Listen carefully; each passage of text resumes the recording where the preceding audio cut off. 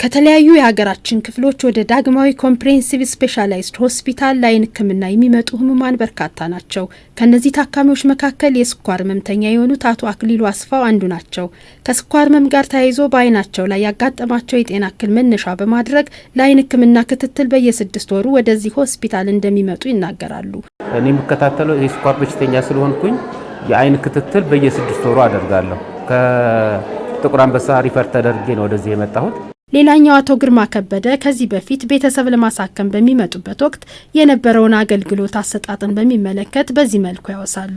ወላጅ እናቴን አመጣ ነበር። አሁን በህይወት የለችም ነው እሷን ይማረውና ይዣት እየመጣው አሳክማት ነበር። በዛን ጊዜ በጣም አሰልቺ ነበር። አሰልቺ እንደውም ትቼ ወደ ግል የሚሄድኩበት ጊዜ ነበር። የዳግማዊ ሚኒሊክ ኮምፕሬሄንሲቭ ስፔሻላይዝድ ሆስፒታል ከቀዳሚዎቹ አንዱ ሆስፒታል ሲሆን ከተለያዩ የአገሪቱ ጫፍ ለሚመጡ ታካሚዎች ሁሉን አቀፍ አገልግሎት ይሰጣል። የቀዶ ሕክምና አገልግሎት በጀነራል ሰርጀሪም በሰብ ስፔሻሊቲም ብዙ ሰብ ስፔሻሊቲዎች አሉት።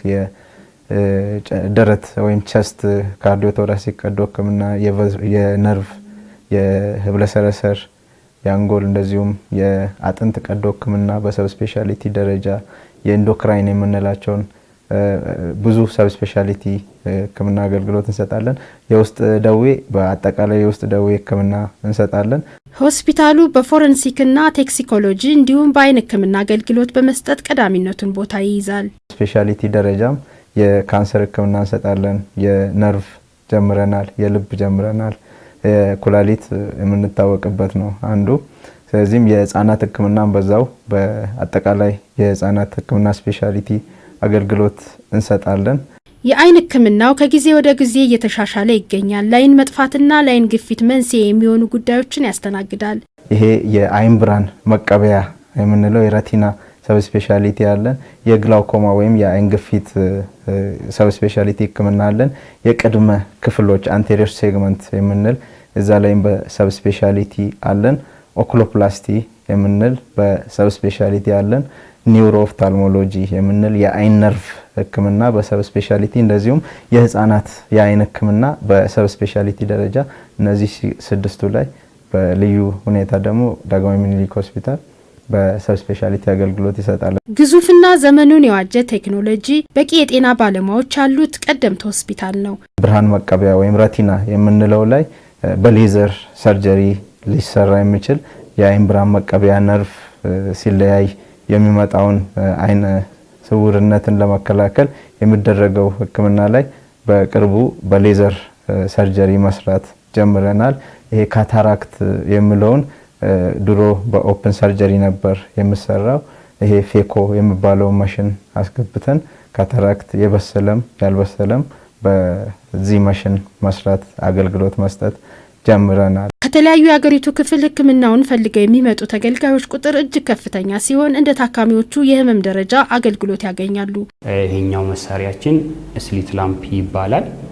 ከፊት ለፊት ከቆዳው ከሽፋሽፍቱ ጀምሮ እስከ ውስጠኛው እስከ ዓይን ነርቭ የሚባለው ድረስ ያለውን የዓይን ክፍል እያንዳንዱን የምናይበት የዓይን መሳሪያ ነው ማለት ነው። መጀመሪያ የምናደርገው የዓይን እይታ ልኬት ነው፣ ቪዥዋል አኪዩቲ የምንለው ማለት ነው። አንድ ሰው ምን ያክል ዓይኑ እያንዳንዱ ለየብቻ ምን ያክል ማየት ይችላል የሚለውን የምንለካበት መሳሪያ ማለት ነው። 6 ሜትር ላይ ነው በአብዛኛው አድርገናቸው የሚታይ ስክሪን ላይ እዛ ላይ ማየት የሚችሉትን ነገር አቅጣጫም ሊሆን ይችላል፣ ፊደልም ሊሆን ይችላል፣ የሚለዩትን ነገር የምንለካበት ማለት ነው። በጠቅላላ የዓይን ሕክምና በ6 ስፔሻሊስትና በቀዶ ሕክምና ክፍል በቀን ከፍተኛ የታካሚ ቁጥር የማስተናገድ አቅም እንዳለው ዋና ስራ አስኪያጁ ይናገራሉ።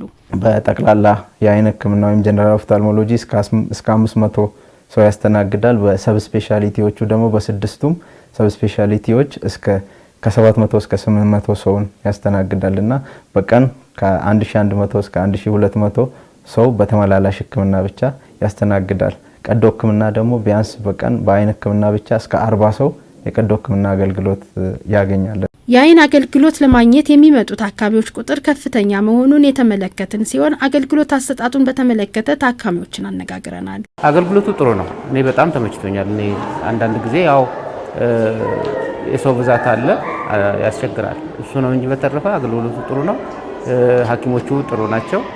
ነርሶቹም በጣም ተሯርጠው የሚያስተናግዱን ጥሩ ነው። ጠዋት መጣሁ፣ ወዲያው ተስተናገድኩኝ፣ ገባሁ።